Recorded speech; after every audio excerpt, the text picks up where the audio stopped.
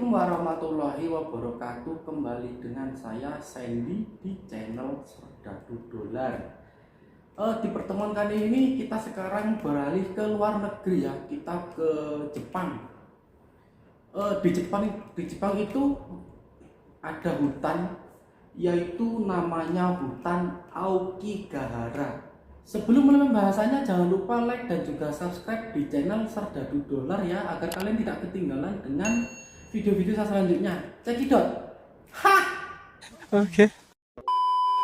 Ketika hutan menjadi tempat favorit untuk mengakhiri hidup seseorang, menurut adat setempat, hutan Aokigahara yang berada di kaki Gunung Fuji ini adalah tempat yang sakral dan tak diizinkan untuk mendokumentasikan apapun yang ada di sana, kecuali di beberapa area tempat ini bisa dikatakan terisolasi dari kawasan pemukiman dan yang pasti sangat menyeramkan.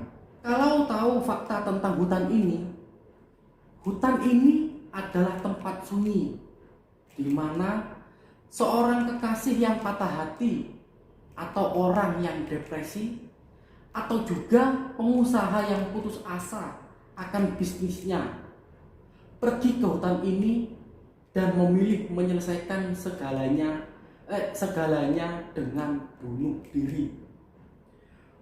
Meskipun diliputi kisah seram, hutan Aokigahara sebenarnya merupakan tempat yang sangat indah dengan gua-gua es, deretan pepohonan yang tinggi menjulang ke angkasa, dan pemandangan sekitar Gunung Fuji yang merupakan gunung terbesar di negara Jepang. Nah, sekarang kita bicara hutan Aokigahara atau yang mendapatkan julukan Suijit Forest atau dari para turis. Ya, ini beberapa berikut fakta menarik tentang hutan tersebut yang disadur dari beberapa sumber. Yang pertama adalah dalam 1 tahun ada sekitar 100 jenazah baru yang ditemukan. Meskipun diselimuti pepohonan yang padat dan medan jalur pendakian yang cukup berbahaya, untuk menentukan berapa jumlah orang bunuh diri di tempat ini, namun jumlah jenazah baru yang ditemukan cukup tinggi tiap tahunnya, bahkan hingga ratusan orang. Di tahun 2003 saja ditemukan sekitar 105 jenazah di dalam hutan ini. Dan yang kedua adalah tujuan mengakhiri hidup terpopuler kedua di dunia. Tak salah rupanya bila orang-orang menyebut hutan ini dengan sebutan Suijit Forest. Kalau saya salah menyebutkan bahasa Inggrisnya ini, ya mohon maaf ya. Karena pada kenyataannya hutan ini adalah tempat favorit warga Jepang yang putus asa untuk mengakhiri hidupnya. Dalam hitungan global, hutan ini ternyata hanya berada di urutan kedua di bawah jembatan Golden Gate di Amerika Serikat sebagai tempat terpopuler bagi mereka yang ingin bunuh diri. Dan yang ketiga adalah semakin dikenal karena sebuah novel. Aokigahara mencapai puncak popularitasnya sebagai tujuan bunuh diri sejak dipublikasikan novel horor ya Nami no Tao atau Tower of Waves karangan Seicho Matsumoto pada tahun 1961. Meskipun jauh sebelum peluncuran buku ini, Aokigahara telah dikenal oleh masyarakat sekitar untuk tujuan tersebut. Yang keempat adalah hampir tak ada suara. Kepadatan pertumbuhan pohon di hutan ini mencegah angin menembus kanopi dan mengalir ke dalam hutan. Hal ini menjadikan Aokigahara memiliki suasana hening dan pastinya menakutkan. Perasaan itu pula yang sering diceritakan oleh para pendaki dengan mengatakan keheningan yang sempurna. Ini memungkinkan kamu atau kalian akan mendengar suara tangisan dari kejauhan tanpa tahu dari mana suara itu berasal. Dan yang kelima, tak memiliki satwa liar. Di hutan ini hampir tak ada hewan liar yang hidup di Aokigahara.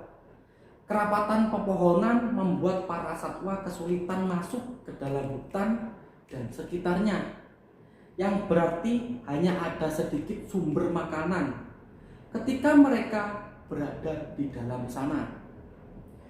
Sebagian besar hewan yang hidup di dalam hutan adalah hewan nokturnal atau yang biasa beraktivitas pada saat malam hari. Dan yang keenam adalah mitos Yurei, roh yang menjadi penunggu hutan Aokigahara. Dalam cerita rakyat Jepang, roh-roh yang disebut Yurei dikatakan menghantui seisi hutan dengan wujud seorang wanita berambut hitam panjang dan menggunakan gaun putih. Kalau di Indonesia mungkin seperti kuntilanak ya. Yurei dianggap sebagai perwujudan roh-roh mereka yang bunuh diri dan tak akan lepas dari dalam hutan ini. Karena tradisi setempat mengatakan bahwa mereka yang sengaja menghilangkan nyawanya sendiri tak dapat bergabung dengan roh para leluhur. Kepercayaan akan Yurei pun masih bertahan di zaman modern saat ini. Dan yang ketujuh adalah alasan orang mengakhiri hidupnya di hutan Aokigahara. Aokigahara menjadi tempat orang mengakhiri hidupnya yang berasal dari berbagai latar belakang dan juga alasan. Yang sering ditemukan adalah alasan para pekerja yang mungkin terlalu berat menanggung beban pekerjaan dan permasalahan lainnya di kantor. Selain itu, juga karena beberapa orang mengidap penyakit yang tak kunjung sembuh atau para anak remaja yang sedang putus cinta. Yang terbaru, beberapa orang yang bunuh diri dan meninggalkan catatan alasan kenapa ia melakukan hal tersebut adalah karena ditinggalkan kerabat dan juga keluarga mereka yang tewas atau hilang karena gempa bumi dan tsunami di tahun 2011 silam. Alasan lainnya seperti penyakit mental, pengangguran, dan masalah utang piutang. Dan yang kedelapan adalah pekerja hutan bertugas mengeluarkan jenazah dari dalam hutan. Mengingat banyaknya orang yang bunuh diri, maka pemerintah setempat membentuk satuan kerja yang ditugaskan khusus untuk mengangkut jenazah dan mengeluarkan dari dalam hutan. Mayat-mayat ini nantinya akan dibawa ke kantor polisi setempat dan diletakkan di sebuah ruangan khusus yang memang digunakan untuk menampung mayat yang bunuh diri di dalam hutan Aokigahara. Bagian terseramnya adalah para pekerja ini harus memainkan jankenpo atau batu gunting kertas untuk menentukan siapa yang harus tidur di ruangan dengan mayat yang baru ditemukan. Ini adalah bagian ritual agar roh orang tersebut tak dibiarkan sendirian. Yang 9 adalah tempat membuang orang tua. Nah, ini lebih kejam ini. Obasut mungkin bisa dikatakan tradisi paling durhaka di dunia. Bagaimana tidak?